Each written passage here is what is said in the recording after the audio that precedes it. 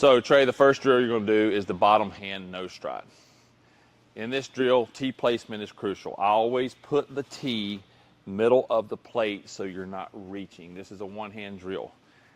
I always want you to set up front of the plate before you get into your hitting position. Now you're here, so the ball's right off your front hip. If I put this ball too far away, I'm going to get disconnected. I want it to be where everything works with connection, even though I'm not using my top hand. Direction is crucial in this drill. Every ball should be hit shortstop to second base. I always say if there's a V on the field to the second baseman and the shortstop, we want to stay in that vicinity because this ball's on the middle of the plate. It's not away. So I don't want you to guide it away every single time because then you're going to start chicken winging it like this. Middle of the field in that V is going to keep you with the direction you need. Okay? The next thing is I want you to finish out front. I don't want you to swing and come out of your swing and roll out of it. We're teaching everything to stay in the hitting zone as long as possible. So when I swing, I'm going to finish out front like this. And as you notice, my eyes and my chest stay over the plate. It stays in the hitting zone for as long as possible. There's no reason to look up and see where this ball goes. There's no reason to take ourselves out of our swing. We're training a movement with our bottom hand to get to connection, which that's what the bottom hand does. It gets us to connection. And you notice my front elbow and the knob of the bat goes toward the pitcher like this. Okay? I am not pulling my elbow toward the third baseman or first baseman as a lefty.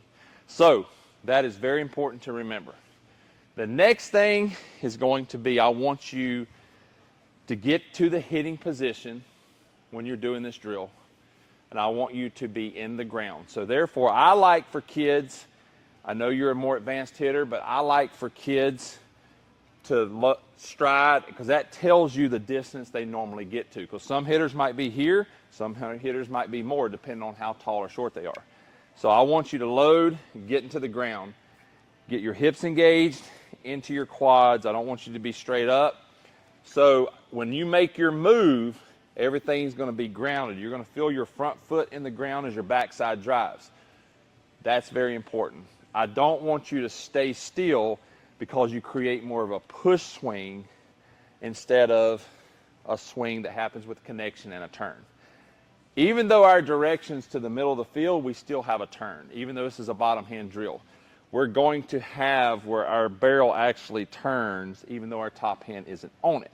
So therefore, I want the back knee and the back hip to be cleared. Now, it's not your normal, I'm not going to drive it like I normally would when we get into the lower half, but I want you to clear the back hip, just so therefore you're not stuck and start pushing out of it and pushing this way. Okay? Yep. All right.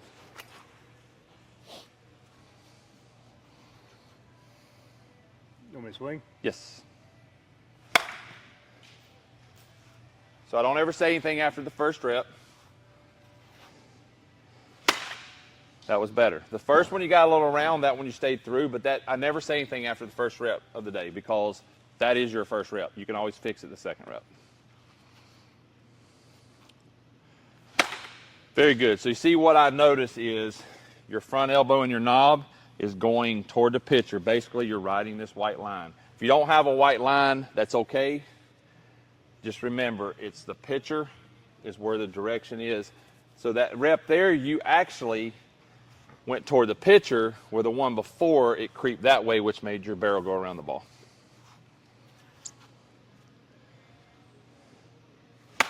Good. Now, you as the player, let me ask you this. What are you thinking during this drill, and what do you feel?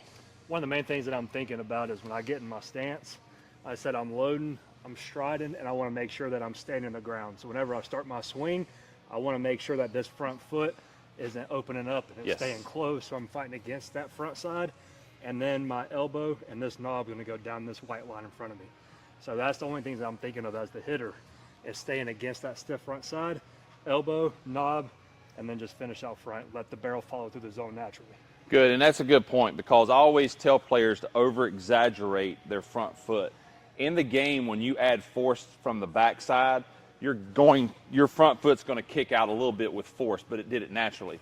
If you do this drill and you go together and they work together, you're spinning out of the zone. So for you to feel that pressure of this, I want you to over-exaggerate it during this drill and keep this foot as straight as possible, because that makes sure you hit against a strong front side and you don't fly open.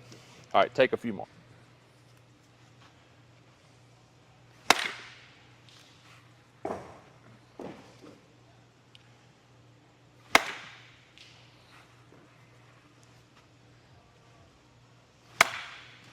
Two more. Pull back a little bit.